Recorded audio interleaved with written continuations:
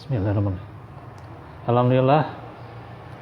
Wassalatu wassalamu ala Rasulillah wa ala alihi wa sahbihi wa man tabi'ahum bi ihsanin ila yaumiddin.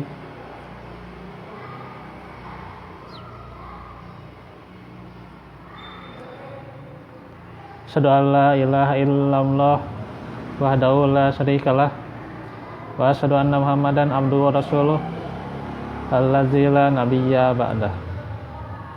Alhamdulillah, ikhwata fillah, sepekan ya kita tidak bertemu ya karena hari Rabu ada hajat ya.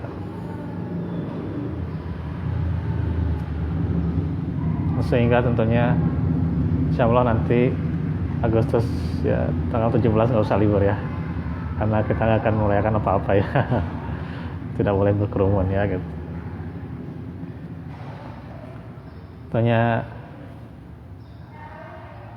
bersyukur kita ya, walaupun diperpanjang kembali sampai tanggal 9, tetapi tentunya bagaimana aktivitas dari penuntut ilmu kita tidak berkurang ya gitu. Malah semakin termotivasi ya. Apalagi tentunya kalau dimudahkan dengan segala fasilitasnya ya. Nah tentunya puasa ini karena ini awal bulan ya, kita lanjut tes ya. Di pelajaran kitab Tauhid bab 45-46 ya. Kemarin sudah dibahas ayat hadisnya ya dengan terang benderang ya. Sekarang kita jelaskan faedahnya. Yang pertama, faedah bab tentang bahaya mencaci massa ya. Maka terkumpul pula larangan mencaci massa ya gitu. Sudah dijelaskan surah Al-Jasiyah ayat 24. Hadisnya sudah dijelaskan juga ya. Dan bagaimana munasabah ya. Munasabah itu keterkaitan ya, hubungan ya. Cuma di sini salah nulis ya. Muhasabah mau koreksi ya. Gitu. Munasabah itu terkaitan ya, yang benar munasabah gitu ya gitu.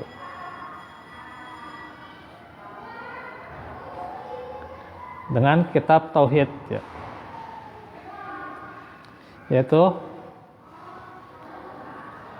mencela massa mengandung kesyirikan.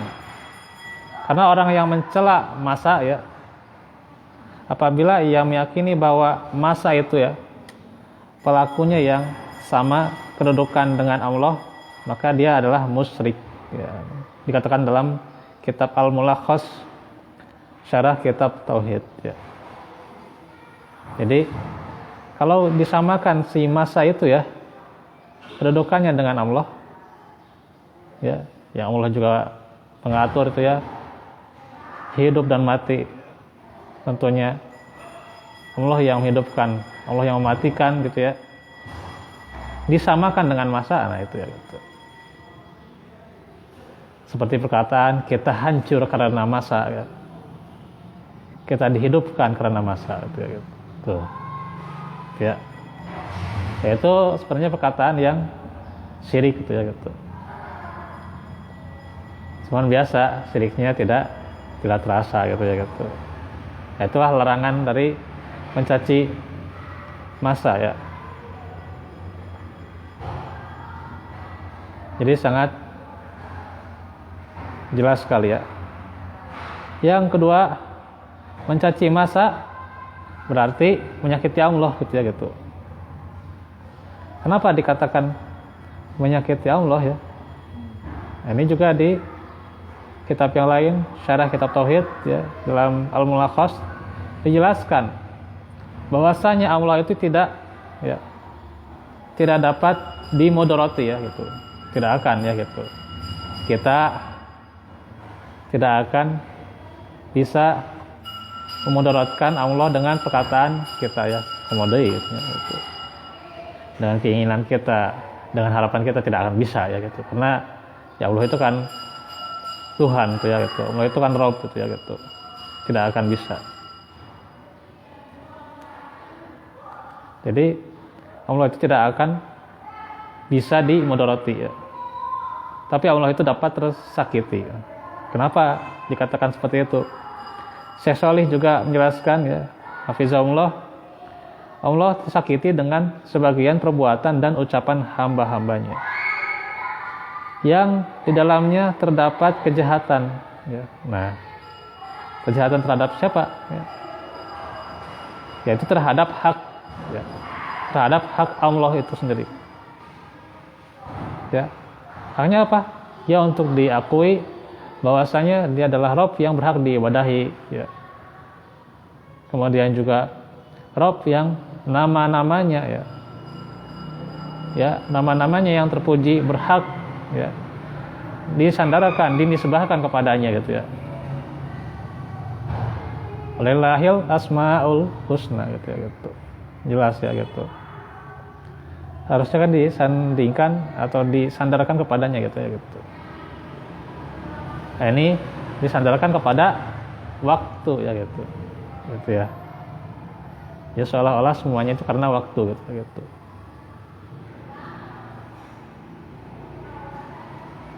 Akan tetapi Allah tidak termudarati dengan hal itu. Jadi itu bukan jadi mudarat ya terhadap Allah gitu ya. Tetap Allah tidak akan berkurang kekuasaannya gitu ya gitu. Karena tidak ada sesuatu pun yang dapat memudarati Allah. Firman Allah dalam surah Ali Imran ya 177, Innal ladzina ishtarawul kufra bil imani la yadurrullaha syai'a walahum adzabun alim. Sesungguhnya orang-orang yang menukar iman dengan kekafiran ya, sekali-kali mereka tidak dapat memberi mudarat kepada Allah sedikit pun, dan bagi mereka azab yang pedih ya gitu. Dan juga di dalam hadis qudsi dikatakan, ya ibadi innakum lan tablughu dorri fatadurruni, wahai hambaku ya, wahai hamba-hambaku, kamu sekalian tidak akan dapat menimpakan mudarat sedikit pun kepadaku sehingga kamu dapat memudaratiku ya gitu. Ada riwayat Muslim. Nah itu jadi jelas ya bagaimana faedah yang kedua. Kemudian juga faedah yang ketiga, bagaimana renungan akan sabda Nabi. Karena Allah sesungguhnya Rabbus samawat ya gitu. Dan juga Rabbul Arsyil Karim, banyak ya. Dan juga Allah itu pengatur waktu ya, pemilik waktu gitu ya. Jadi ini renungan buat kita bahwasanya kalau saja kita berpikir tentang Allah yang memiliki waktu, maka untuk apa kita menisbahkan waktu sebagai yang akan mematikan kita gitu ya. Gitu ya. Dan juga keempat, mencaci mungkin saja dilakukan oleh seseorang meskipun ia tidak bermaksud demikian dalam hatinya gitu. Ya. Ada sama mengkritik gitu ya. Tapi sebenarnya mencaci gitu. Kalau saya mah tidak terjasus ya. Tapi sudah cari-cari kesalahan gitu ya. Maksudnya mengkritik gitu ya. Tapi sebenarnya kan sambil mencaci juga gitu kan. gitu. Jadi kadang terasanya ada satunya gitu. Jadi ada sebuah perkataan ya, hati-hati ya dengan omongan kita, ucapan kita yang kita akan menyesal di hari esok tuh. Ya. Aduh kadung tuhnya mengucapkan A, B ke si anu tuh. Tekarasa dosanya Pak. Tekarasa. Tentunya model ceramah-ceramah tausiah gitu ya. Keras-keras gitu ya, tarik-tarik gitu ya. Kadang bagaimana gitu ya. Atau bagaimana menebat ya gitu ya. Asa nyaman-nyaman wae padahal banyak mudaratnya ketika mencaci gitu ya gitu. Tapi perasaan mah mencaci gitunya gitu. Gitunya ya perasaan mah ingin mengkritik gitunya. Tapi diselipkan gitu ya cacian sedikit lah gitu. Agar gitu. Satik mah. Nah, gitu. Jadi yang namanya dosa itu kan tidak akan terasa gitu. Karena itu wajib seorang hamba itu istighfar ya. Karena manusia itu kan tuhtiuna bilaiban nahar ya itu. Bermaksiat ya, dosa terus menerus ya gitu. Ya. Dengan malamnya ketika malamnya dia berdosa atau siang harinya juga berdosa. Berbuat apa gitu ya gitu. Nah, itu. Nah, kadang-kadang tidak terasa gitu ya gitu. Ya cuman yang jadi masalahnya manusia itu kadang berperan gitu ya gitu. Salah satu kurang koordinasi jadi masalah gitu. Kurang komunikasi jadi masalah. Jadi berperan gitu ya. Nah, ini yang jadi masalah juga ya. Malah menambah masalah di atas masalah gitu ya. Menambah jurang di atas jurang gitu ya. Di atasnya di bawah tentunya. Nambah jurang di bawah jurang gitu ya. Iya gitu. Soalnya berperan manusia itu ya gitu. Satu ini kurang komunikasi, kurang koordinasi gitu ya. Ustadz datang gitu. Pikir dulu apa itu sebabnya gitu ya gitu.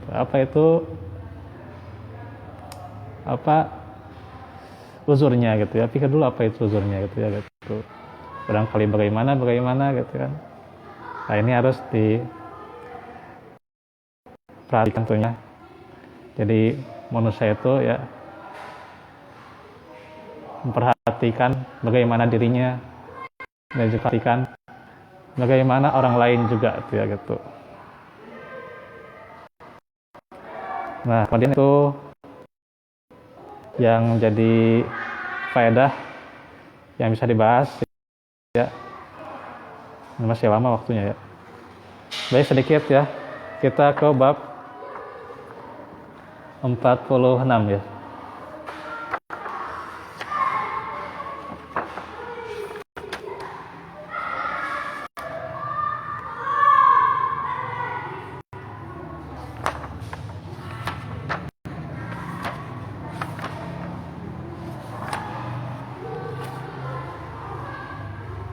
Bab 46 tentang bab menyebut qadi al-qudot ya. Hakim, para hakim dan yang semacamnya. Nah, ini juga termasuk kesyirikan ketika seseorang menganggap lebih gitu ya. Contoh sebut hakim para hakim gitu. Karena ya tidak ada di atas hakim itu ya yang lebih hakim lagi selain Allah gitu ya gitu. Gitu ya. Cuman disebut tuh ya ini hakimnya para hakim gitu ya gitu. Nah, itu yang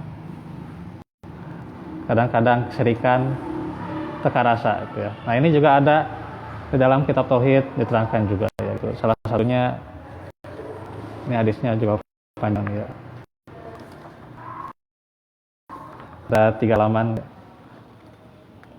tentang wajibnya hukumnya untuk tidak menjadikan tandingan bagi Allah, baik pada niat ya. Nah, niat baik bisa jadi ya gitu, ucapan maupun perbuatannya gitu. Niatnya gitu ya, hatinya gitu ya, kadang terbesit bagaimana gitu ya gitu, kerasa gitu ya gitu, di hatinya bagaimana gitu ya. Nah, itu juga niat ya, itu akan mempengaruhi gitu ya gitu, niatnya karena siapa gitu ya, lillah atau tidak gitu ya. Nah, itu juga mempengaruhi juga ya gitu. Kemudian ucapan, apalagi kalau sudah diucapkannya gitu ya, ya masih mending gitu ya, masih diingatkan gitu ya. Tapi kalau sudah diucapkan, nah itu ya gitu. Ada sebuah perbuatan tuh ya, perbuatan itu kalau baru niat ya tidak akan berdosa gitu ya. Ya misalnya niat di dia badai ngempeskan ban gitu ya. Ban si anu gitu ya gitu. Nah, niat gitu ya. Tapi terjadi gitu ya. Itu tidak akan jadi dosa gitu. Gitu ya. Nah, itu tidak akan menjadi masalah kalau nggak jadi ya. Nah, kalau jadi malah jadi satu dosanya gitu. Dosa 10 kali lipat, bayangkan 10 kali lipatnya seperti kebaikan. Wah, kebayang gitu ya. Dan mal keampunan kalau dilipat gandakan gitu ya gitu. Nah, itu ucapan. Apalagi perbuatan ya. Misalnya ucapan sudah dilakukan, dia akan begini gitu ya. Apalagi diperbuat ya gitu. Jadi ya dikempeskan tehnya gitu. Nah, gitu. Maka itu yang jadi satu dosanya itu ya. Gitu. Jadi tidak boleh. Nah, termasuk juga yang memberi sebutan yang mengandung menyamakan dengan Allah ya, pada nama-nama atau sifat-sifatnya. Nah, seperti Qadi al-Qudot ya gitu. Malik al-Amlak ya. Hakim al-Hukam. Abu al-Ahkam ya. Dan semacamnya gitu ya. Karena itu untuk menjaga tauhid dan memelihara dari kemusyrikan ya, memelihara nama-nama dan sifat-sifat Allah. Juga mencegah sarana-sarana kesyirikan juga ya, bukannya dalam ucapan tapi dalam sarana-sarananya ya. Ya, dalam sharing-sharingnya gitu ya. Tulisan-tulisannya gitu ya. Nah, ini hati-hati gitu ya gitu. Disebut tuh ya si fulanah gitu ya gitu. Fulan si orangnya gitu, maksudnya misalnya ada orang yang adil, nah inilah adil dari yang para adil gitu ya gitu. Nah itu juga sedikit demi sedikit ya gitu ya disebut ya gitu orangnya. Ada yang bijaksana gitu ya, nah, ini paling bijaksana di atas bijaksana gitu ya gitu ya gitu ya. Nah gitu. Jadi pada lafaz-lafaznya dikhawatirkan ya secara bertahap ya gitu. Ya. Saya mungkin suatu saat dia bukan kesyirikan ya. Tapi nantinya tumbuh terus ya. Jadi kesyirikan juga gitu ya gitu. Akan sampai kepada yang namanya menyamakan dengan Allah ya, menisbahkan ya pada yang lainnya, akhirnya samakan sifatnya dengan Allah. Nah, itulah yang termasuk khusus harusnya untuk Allah saja ya gitu. Yang hak-haknya ini hanya dimiliki olehnya gitu.